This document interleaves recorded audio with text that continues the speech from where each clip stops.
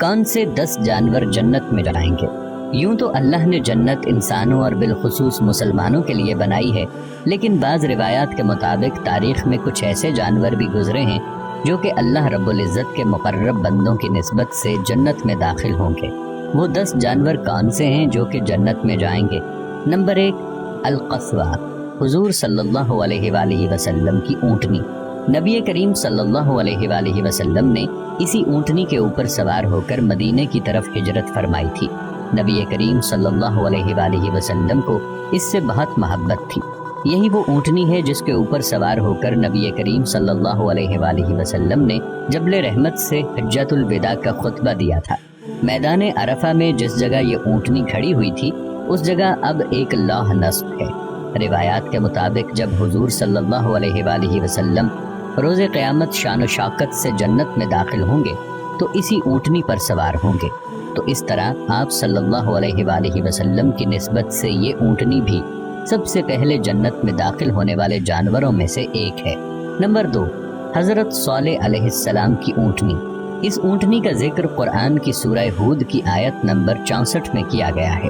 وہ اونٹنی بھی معجزہ اور نشانی کے طور پر مقرر کی گئی تھی۔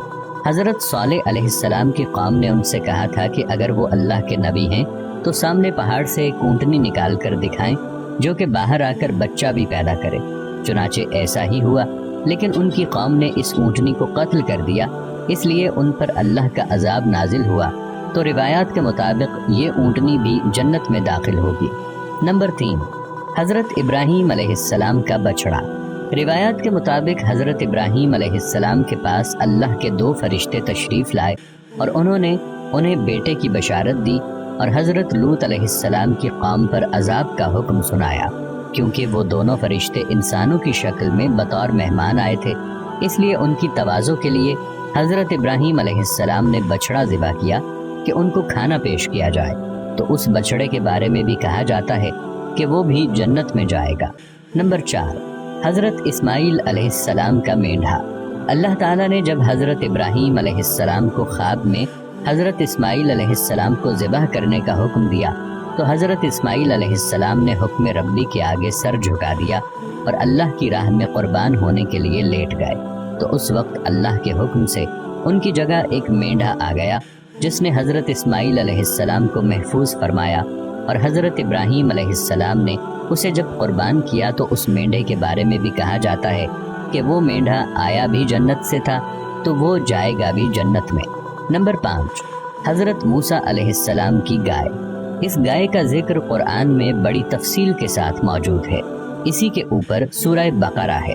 بنی اسرائیل کے لوگوں نے ایک قتل کر دیا تو موسیٰ علیہ السلام نے اللہ کے حکم سے ان کو ایک موٹی تازی پیلی گائے ذبح کرنے کا کہا، اور اس گائے کے گوشت کا ایک ٹکڑا اس لاش پر مارا گیا۔ اس لاش نے زندہ ہو کر اپنے قاتل کا نام بتایا اور پھر مر گیا۔ تو اس گائے کے بارے میں بھی کہا جاتا ہے کہ وہ جنت میں جائے گی۔ نمبر 6، حضرت یونس علیہ السلام کی مچھلی۔ حضرت یونس علیہ السلام اپنی قوم کو عذاب کا بتا کر وہاں سے چل دیے۔ راستے میں ایک کشتی میں سوار ہوئے تو طوفان آ گیا اور کشتی ڈوبنے لگی۔ تو اس وقت رواج یہ تھا کہ اگر کوئی بھاگا ہوا غلام کشتی میں ہوتا تھا تو اس کو کشتی سے پھینک دیا جاتا تھا، تو کشتی ڈوبنے سے بچ جاتی تھی۔ تو قرعہ نکالا گیا تو 3 دفعہ حضرت یونس علیہ السلام کا نام نکلا، چنانچہ ان کو کشتی سے پھینک دیا گیا۔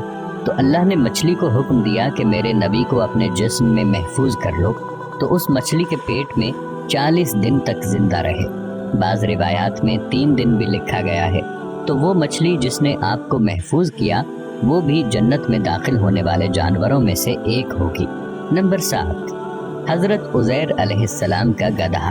حضرت عزیر علیہ السلام کو بخت نصر نے قید کر لیا۔ جب آپ اس کی قید سے رہا ہوئے تو اپنے ملک فلسطین گئے تو آپ کے ساتھ آپ کا گدھا تھا۔ اس گدھے کا ذکر بھی قرآن مجید میں آیا ہے۔ تو وہ گدھا بھی حضرت عزیر علیہ السلام کی نسبت کی وجہ سے قیامت کے روز جنت میں داخل کیا جائے گا۔ نمبر 8، حضرت سلیمان علیہ السلام کی چونٹی۔ اس چونٹی کا ذکر قرآن میں سورہ نمل میں بڑی تفصیل سے کیا گیا ہے۔ جب حضرت سلیمان علیہ السلام کا لشکر آ رہا تھا تو اس چونٹی نے اپنے ساتھیوں سے کہا کہ اپنے اپنے بلوں میں داخل ہو جاؤ ایسا نہ ہو کہ سلیمان علیہ السلام کا لشکر تمہیں کچل دے۔ تو حضرت سلیمان علیہ السلام نے اس چیونٹی کو ہتھیلی پر اٹھا کر اس سے کلام کیا۔ حضرت سلیمان علیہ السلام کی نسبت سے اس چیونٹی کو بھی جنت میں داخل کیا جائے گا۔ نمبر 9، حضرت سلیمان علیہ السلام کا ہدہد۔